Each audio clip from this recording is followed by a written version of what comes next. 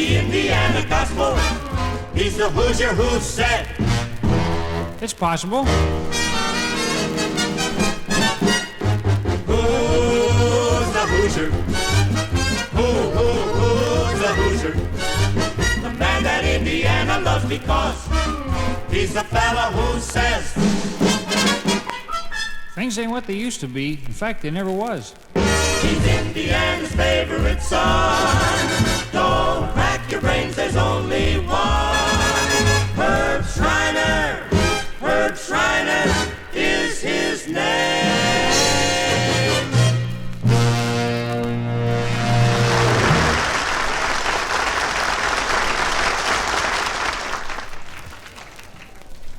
Hello. Well, I thought I'd come out.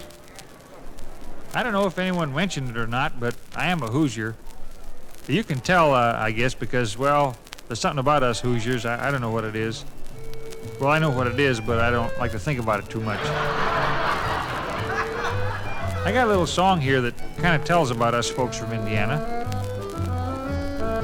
Folks from Indiana are proverbially inquisitive. That's nosy in a nice sort of way.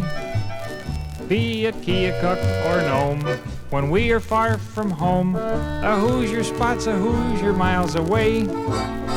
When I spy a pretty girl, I always want to ask her, what part of Indiana do you come from?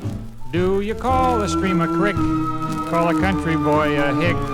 What part of Indiana do you come from? Remember spelling bees, squeezing cider, spooning beneath the Wabash moon, thrashing crews, country cooking, sulfur and molasses on a spoon. Hey, you Hoosiers, gather round. Come on, let's ask each other. Name your town and who's your brother. What part of Indiana do you come from? I'm kind of sentimental about the hometown tonight. You know, when I was a kid around home there, well, we never had nothing much to do. We didn't have any, well, you never had all this fancy clothes and stuff either. I mean, we'd usually get a suit handed down to us. Usually the suit would come from Sears Roebuck first, and everything was bought through Sears Roebuck. The way they'd work it, well, you'd get this big catalog, and you'd look through that and pick out what you wanted. And then when you got back up to the house, if you still want it, well, you'd just write them a little note. And they'd send it right out. It was easy. So, seemed like there's a few country boys in here tonight. I believe I spot them here. Well, we used to get a suit. Usually you would hand it down from your father. He'd get the suit first and wear it till he outgrew it. And then he'd pass it on down to the next kid, and that kid would wear it around for a while, and then he'd hand it on down. It would just keep going. And boy, if there was a suit in the family and it had a little wear left in it, they wouldn't throw it out. They'd just go ahead and have some more kids try to use it up. In fact, it got so the lady folks would kind of hate to see a good suit come in the family. It just scared them. Remember sitting down to Sunday dinners. Every kind of victuals passing by. If I eat any more, I'm going to bust. Berry jam, powder biscuits. Give me some more and get out of the way. Have another piece of pumpkin pie. Hey, you roving boys and girls. Do you wake up with the rooster just like you always used to? What part of Indiana do you come from?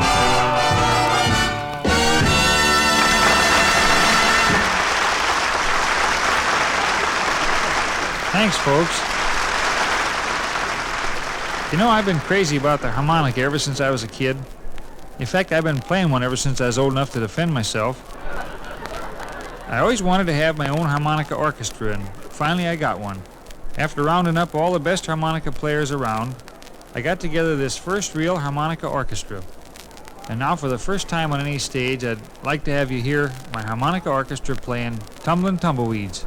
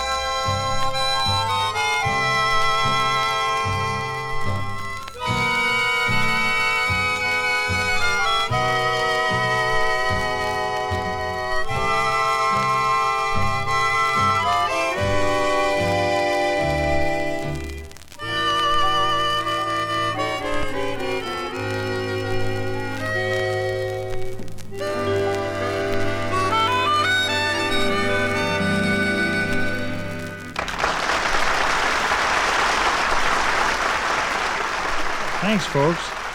I have to put this up a little bit higher. I'll be giving you a naval address here.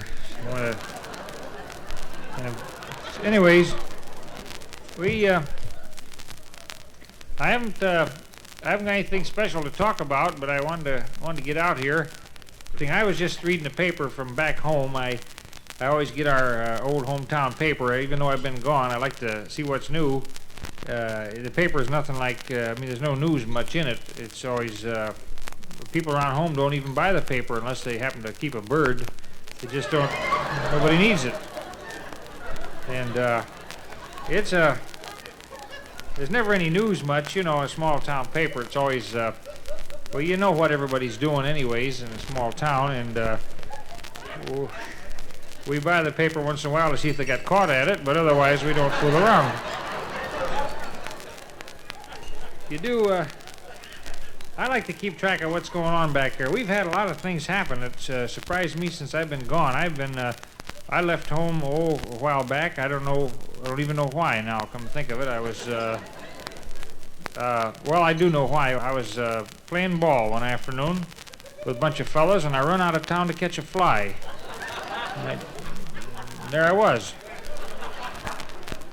So, but it's always that way. I was kind of surprised when I went back to see what was going on there. We've had all this progress has set in. They got a one-way street now, which is, of course, that's the latest fad everywhere. It's catching on all over. We got this, well, we got to put in another one now, going the other way. A lot of folks were stuck out on the edge of town, had their car out there. But there's some new things that took place that I'm very happy about. One of the Sycophus boys is now in politics. He always had a nice personality. In fact, he got it from drinking. It was just just one of them things. He was not drinking to get drunk. It wasn't that. He just was drinking on doctor's orders. It's kind of a strange case. His doctor was a drunk too. I don't know what the dickens them boys was trying to do. Well, they he was going along good though. He'd always been a kind of a alert fella. I remember he used to come in the barber shop sometimes, and he always had a sense of humor. He used to come in there and say funny stuff. We'd be smoking, inhaling, and cracking our knuckles. Anything to keep busy. And well, then sometimes we'd have one of the boys that paste a beer label on his forehead and do a little dance, and we always enjoyed ourselves, something to do. And so this one particular night, he happened to walk in, and he just seemed to be feeling in high spirits, and he pulled a funny one there. He says, "Long time no see." Well, we laughed quite a while over that. It was just one of those darn things that I don't know where he'd get him. Of course, he used to read a lot, and he's always. But he's a boy that I just think how he happened to make such a name for himself. It's a lesson to a person that cares. It was what it was. He got this. He was a hero. There was one night they had a big fire at the firehouse. It was kind of a mix-up there. It was a very big night, anyways. The fireman was having this party. It was a benefit. They was raising money for a worthy cause, and I think they was going to use the money to buy liquor for the next party. I believe that's what it was. Remember right? So, well, in the mix-up, he become a hero anyways. He rushed into the burning firehouse and rescued the cards and jug there and one thing or another. And didn't he get all the credit? The fireman was so, well, they just let him have all the credit, and they did a nice job themselves. It was, if it hadn't been for the fireman, that place would have burnt down in about 5 minutes. It was just, they kept it going, putting there all night. Made a beautiful show. Had people toasting marshmallows and everything on it. It was a terrific party. But on the strength of that, then he started drinking more, and and then they got him in this alcohol club, and by gosh, he went right to the top. He just went right up there. And he was a mail order member. He didn't even have to go anywhere to the meetings or nothing. is a wonderful. He could drink right at home, and he'd send in the empty bottles. Send them back east there somewhere. I don't know. But, well, about this time, he had kind of, well, he'd had one thing happen to him after another. He'd been selling lightning rods, and he was perforating piano rolls down at the, you know, he was selling busted cookies. He was just a hard worker, you know. Well, on the lightning rod thing, he had given it up. He just happened to, he lost interest in it through something odd that happened to him. Now, one night he got caught in a storm with a bunch of samples, and he lost something. I don't know. It just seemed he was never. He'd always been a live wire, but nothing like that. I mean, he had just melted his watch and everything. It was a close shave. And he started simmering down. He was selling little stuff, but nothing. He sold hair oil down at the barber shop for a while, and sold perfume over at the fun house, and you know, down at the bowling alley and that.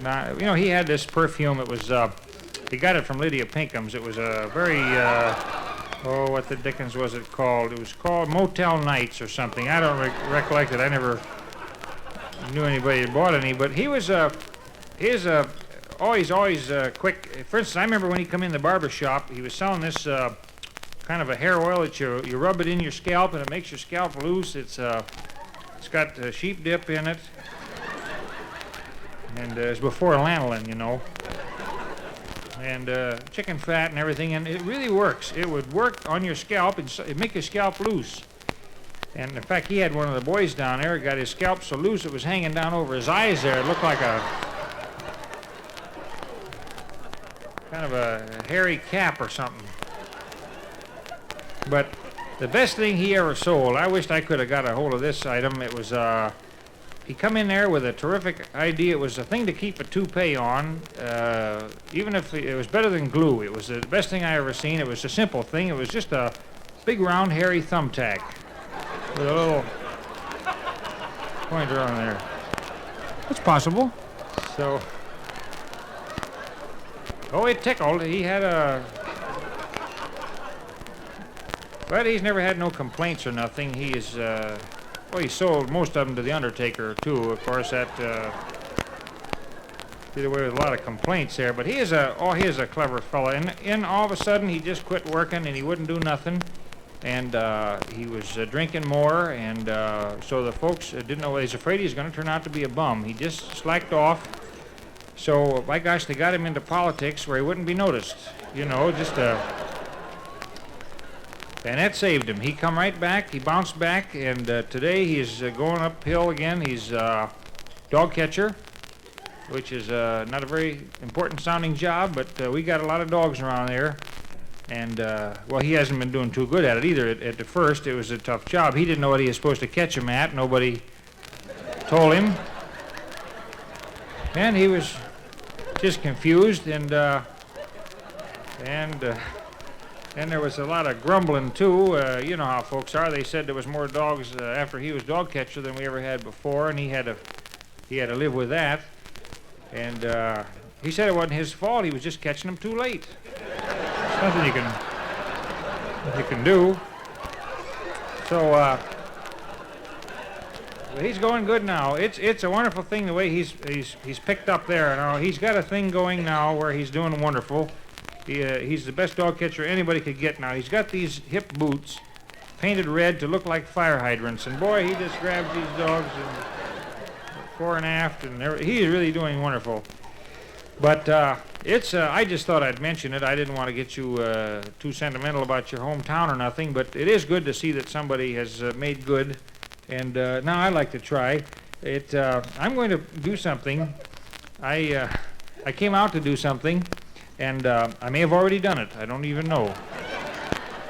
But I would like to play something for you, something on the harmonica. And I've got a song which is, it's sort of classical. I don't know whether you like these classical songs. A lot of people like the Second Hungarian Rhapsody. I don't happen to know that number. But I've got a number here that's got a lot of the same notes in it. kind of fun to... I've got to play it real, I got to speed it up. I was going to tell you a lot of stuff about it, but the light is so darn bright here that I'm afraid it's going to fade my coat out. I'm standing here. I don't want to ruin this. I got this at Sears. This is two different outfits. This was a suit here. It was a dandy-looking white, sort of a white-yellow color, and I had it pressed, and I left a Hershey bar in the pocket. So I'm just unlucky. I had a two-pant suit. This was a two-pant suit, and somebody burned a hole in my coat. Well, I'd like to have Milton DeLugg and the orchestra join me in this. Well, actually, they're going to split the blame up with me on this number. No, the fact is that maybe I'll go on ahead and start it off and see if there's going to be any trouble.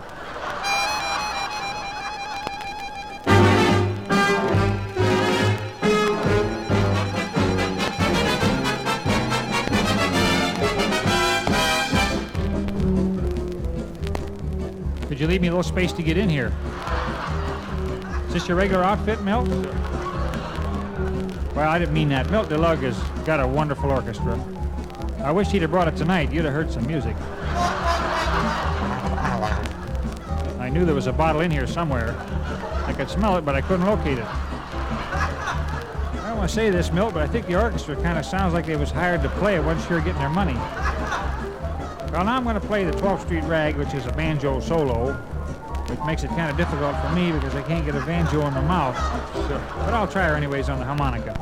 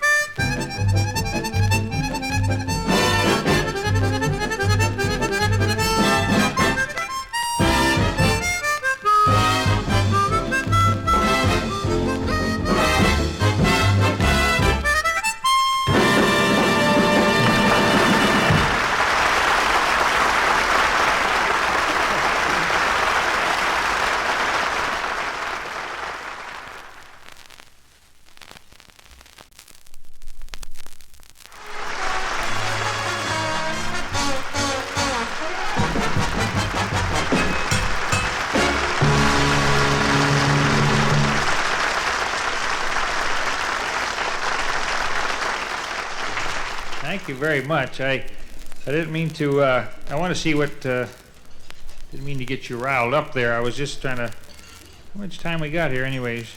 I got 10 after something.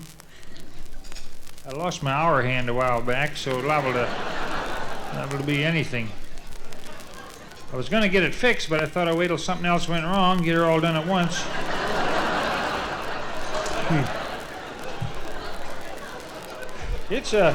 It's hard to get anything that lasts today. Stuff don't seem to hold up so good. I don't know. Of course, we are moving forward. You realize when you read the paper how much, how smart we're getting in the world. In fact, all these wonders, like this new, well, this atomic submarine. Do you read that?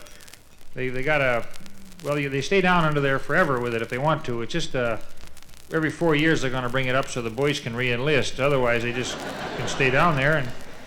And did you ever notice now they're getting this science? I went to the movies. The reason I got on this idea, I went to the drive-in movie. In fact, this one I went to had a fella that does nothing there. He's one fella that does a special job. When the picture's over at night, he goes around and bangs on the cars with a stick. So you know the film's over. And all these things. I just went to see this picture. They had a picture there about some thing. It was, I don't know, I'm sorry I went. I didn't get to see the picture too good neither. I was dark in there, and my headlights was burned out, and I got parked in backwards. I had to watch the whole picture through this little rearview mirror there. And it was, my eyes was bugged out for a week afterwards. Could have knocked them off with a stick.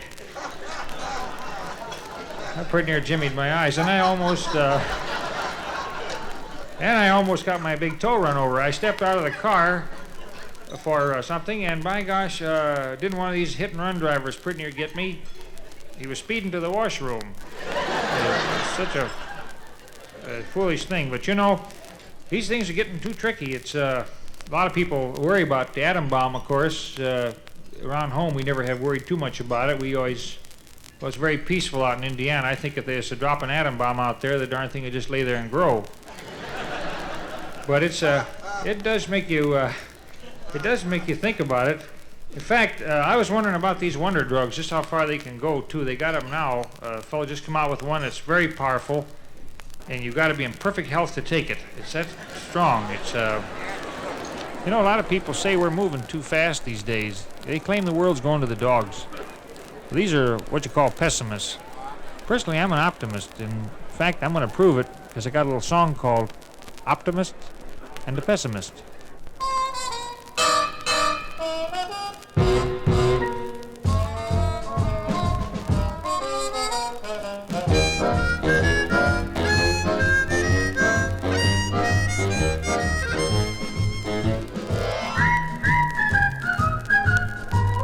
Said the pessimist to the optimist. How high can taxes get? The way they keep on piling 'em up, Uncle Sam will break me yet. Said the optimist to the pessimist. Let's straighten out the facts. If you didn't have the income, you wouldn't have the tax.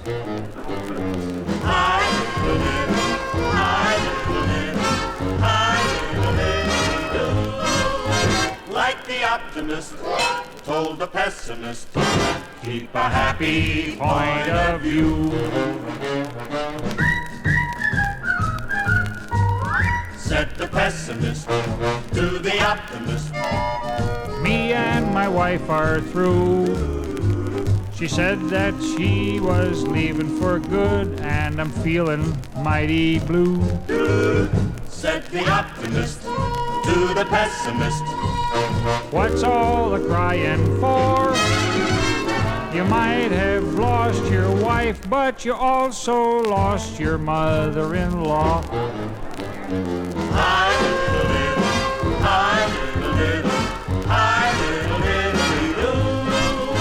Like the optimist told the pessimist, keep a happy point of view. Said the pessimist to the optimist, I feel like I walked the plank. I cashed a check for a friend of mine, and it came back marked no bank. said the optimist to the pessimist. What's all the catastrophe? It could have been much worse, friend. It could have happened to me. I did a little, I did a little, I did a little, like the optimist told the pessimist. That's what I'm telling you. Keep a happy point of view.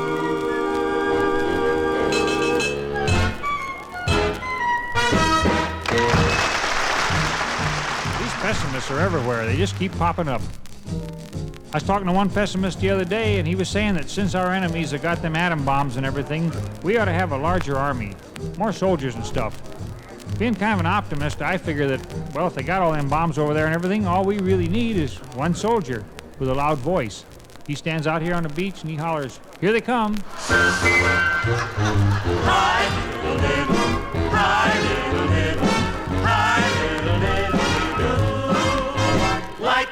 optimist told the pessimist, That's what I'm telling you.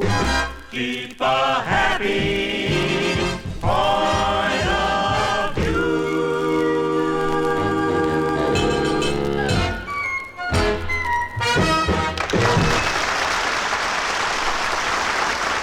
Thank you very much. Now I'd like to have you hear the Harmonica Orchestra once again. They're playing a song that's been popular ever since the days of the clawfoot bathtub. It's called Back Home Again in Indiana.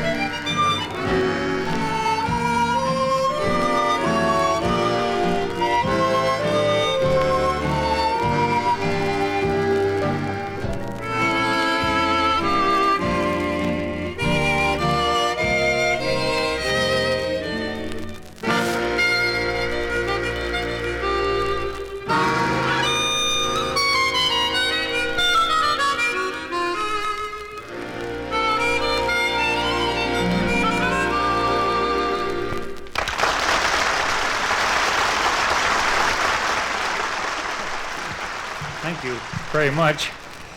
Carrying on like that, it makes you feel very good. I got one other song which I would like to play for you. This is this number I'm going to play. I'm playing it on a harmonica, which I had it ever since I was overseas.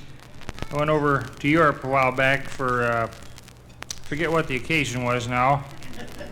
It was the war. That's right. I was over there for that, and I went over with this outfit.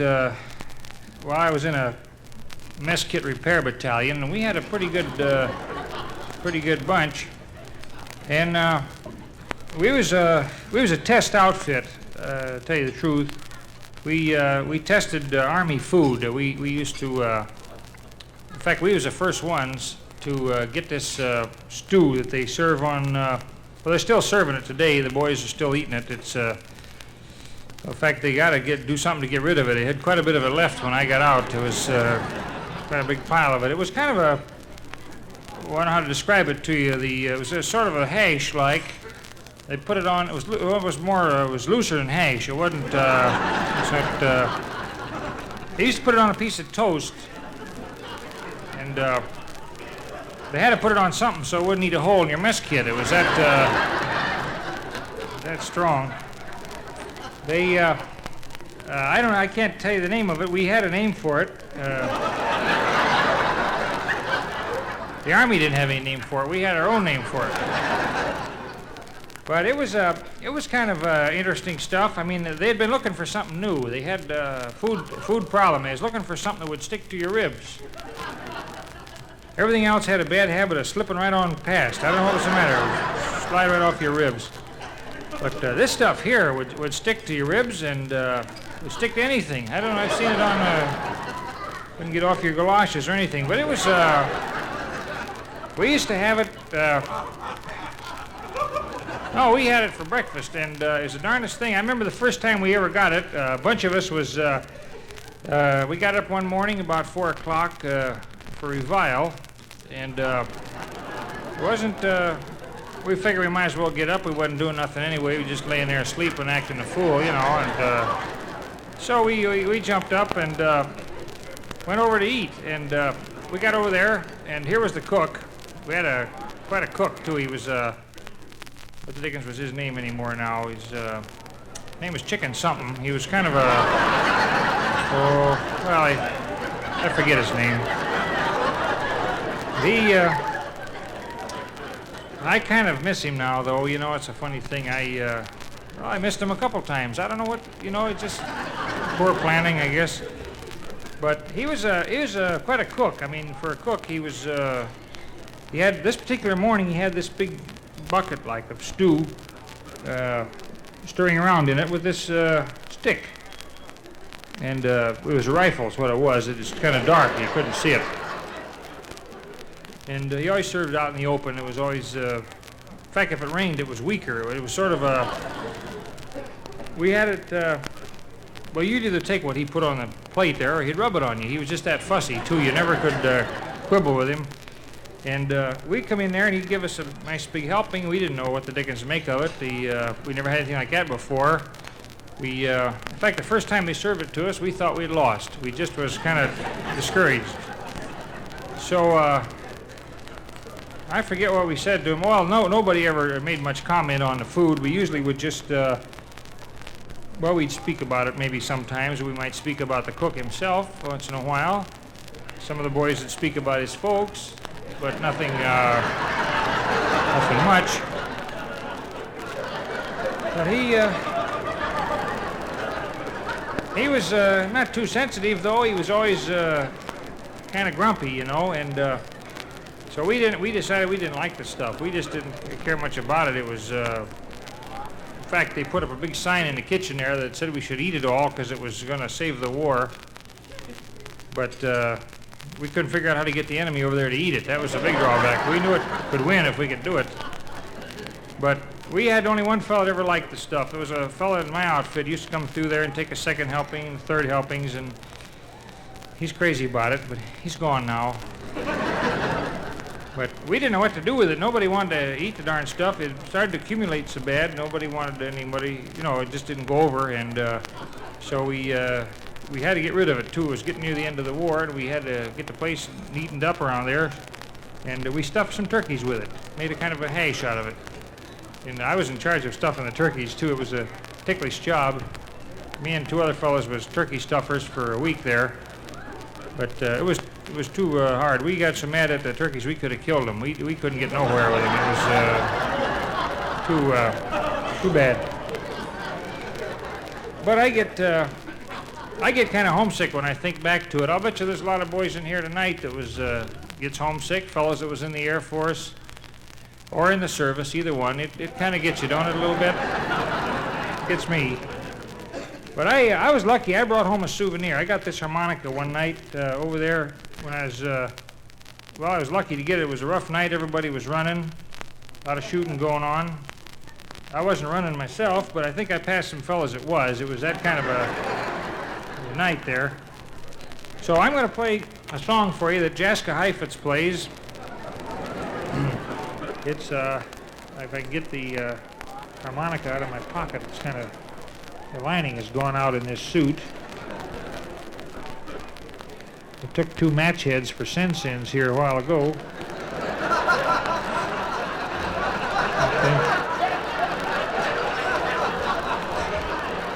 Sort of a...